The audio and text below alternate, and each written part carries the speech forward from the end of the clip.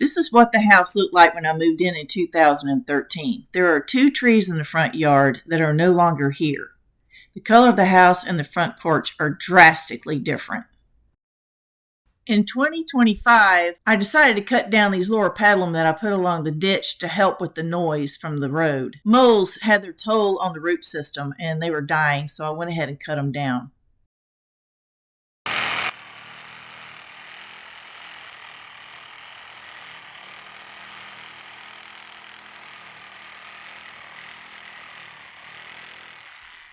Going with another plant or privacy hedge was a better decision, and as you can kind of tell, the house looks better too with a color change and removing the enclosed front porch. Alright, we have a lawnmower to contend with this morning.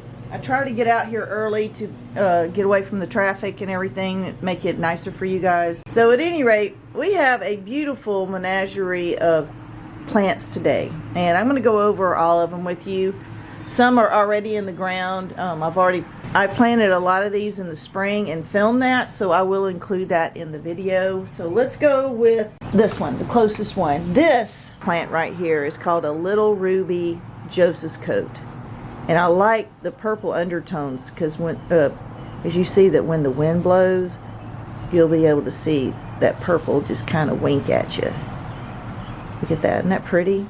Alright, and then we have this beauty right here, and this is called Jacob's Ladder. It blooms in the spring and summer, and it's a shade loving plant. The stats are keep moist the first year, and then 3 times a week after that. It can handle cold down to -50, zone 1, wow.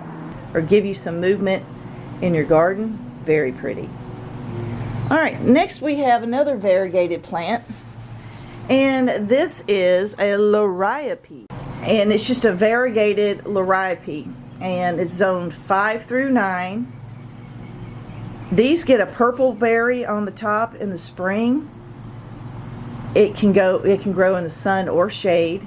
I'm going to grow these in the shade to give a little bit of a light color and movement in the garden.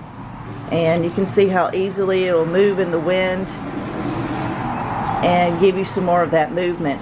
Alright, so let's move that out of the way. Alright, this is not exactly the best example of a coleus, but this is a dipped in wine. It's kind of leggy because it didn't get enough sun.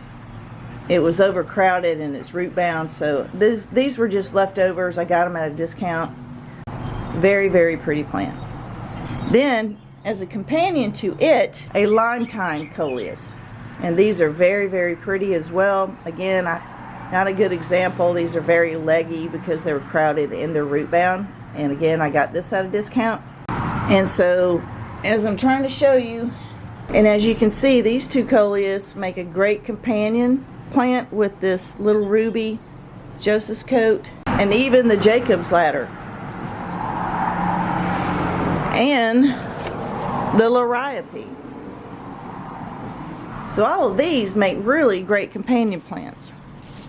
So I'm going to scoot you over so you can see the bigger plants.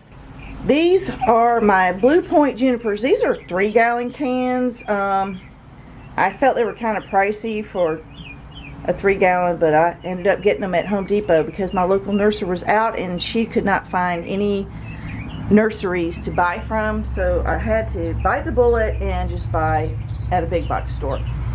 These are fragrant. Even though these are going to be 6 to 8 feet wide, you can prune your junipers to stay in any size that you want.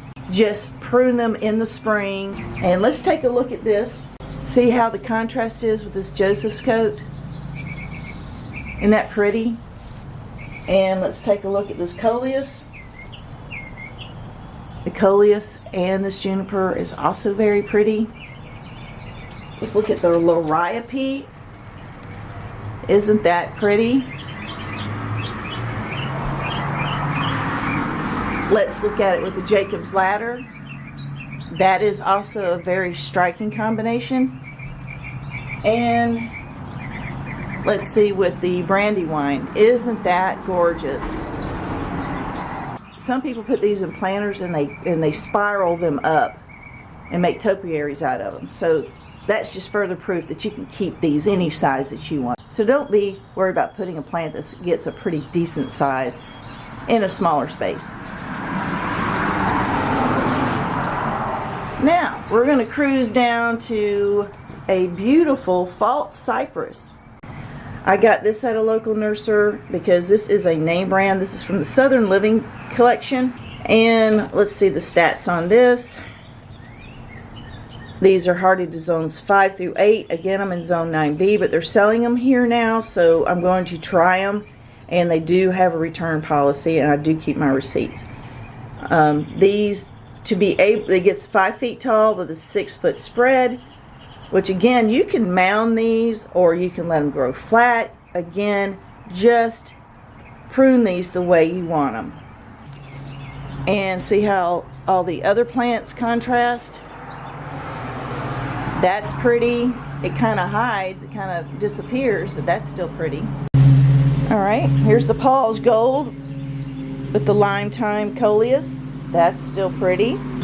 Here's the Paul's Gold with the Dipped in Wine Coleus.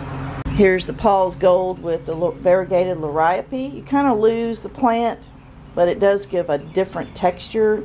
Or you can plant one of these beauties in between. Look how pretty that contrast is. Alright, so these are the plants that are going in the ground today. And I'm going to go ahead and show you some of the plants that I've already put in the ground. Is the Forever Goldie Arborvitae. I absolutely love this plant. It gets 10 to 12 feet high at 3 to 3.5 feet wide. And it needs full sun. If you want to keep this gold, you've got to keep it in full sun. Here's some more of those Dipped in Wine. I put them up here because it was raining and they're right on the drip line for the roof. So these I've already put in the ground. This is one of the rubies. This is one of the little ruby Joseph's coat. And this has been in the ground about 5 months now. This is a Forever Goldie Arborvitae. Isn't that pretty in the contrast? Now if you're wondering what this is mint. It's chocolate mint, spearmint, peppermint. And we have a cute dog in the window. Oh my goodness. We have just some spreading petunias that are on their way out. I have a volunteer at 4 o'clock. And here's the other Forever Goldie right here. Oh, don't make me feel bad. Come on. And another Forever Goldie. And another Joseph's coat. And this is a Sunshine Ligustrum. I didn't get the stats on that, but I will put that on the screen. And again, you can keep these at any size and shape you want. Don't be intimidated by the tag. This is another Blue Point Juniper. Now you can see how they contrast. It's not as beautiful in the sun as it is in the shade, but I'm doing the best I can. And I planted it with a, I can't remember, something Princess, purple fountain grass. You see the purple contrast with the blue, the yellow. I've got another Sunshine Ligustrum here. I have a gray owl juniper right there. Isn't that pretty? Some volunteer milkweed. I would tear that out, but I saw a monarch butterfly laying her eggs yesterday, so I can't do it. But there you go. That's the look I'm going for. I'll get you another look once we get once it gets shady this afternoon. That's the look I'm going for. The purples, the blue, the yellow, reds, all of that. I do keep my mint hedged at ankle height. It just smells so good when you walk through here. It just smells like Girl Scout cookies, chocolate mint. And it chokes out the weeds, which is another reason why I like growing it. The only thing it won't choke out is Bermuda grass. And this is the area I'm going to be planting. So let me go over here real quick and let you know about this beautiful arborvitae right here. Now this arborvitae is called a Berkman's Gold Arb. It loves sun, and at some point, as long as it's getting like early morning sun or late afternoon sun or really good dapple sun, this will maintain its color. You can see a little bit of gold on here. These are not going to get as gold as the Forever Goldie Arborvitae, but Forever Goldie Arborvitae would end up looking like this if it were in the shade. As you can see, this is morning sun, and these pink flags, what I did was I came out here with my lawnmower, just mowed the front yard, and followed where the deck of the lawnmower most easily, without much effort, curved off. So I marked it off, and I'm going to kerf 2x4 pressure treated wood, and I'm going to edge all this. I've got to put landscape fabric down before I plant all these plants, and I'm going to be making a walkway right through here. I did do a video about cutting this. I did do a video about carving this part out of this lower pedalum. It was mostly dead anyway because lower pedalums need a lot of sun, and putting in either a gate or an arched door to get in and out between the side of the house. Just something fun.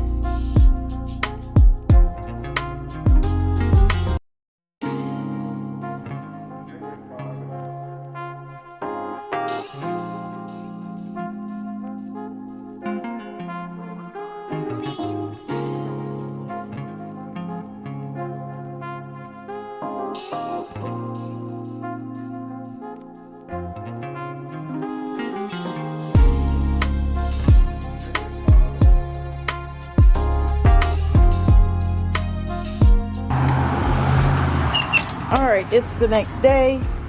We had storms really bad. As you can see, all the mud's everywhere. Let's take a look what I've done so far. I think this turned out really nice. When everything fills in and touches each other, look at all the color variations. You got your light greens, your blues, your chartreuse, your purples. I got 3 greens, 3 purples, 3 chartreuse. I got to plant that one and plant the coleus. Gotta get those 2 in the ground. All those colors, they're just gonna gel together and it's just gonna be so pretty.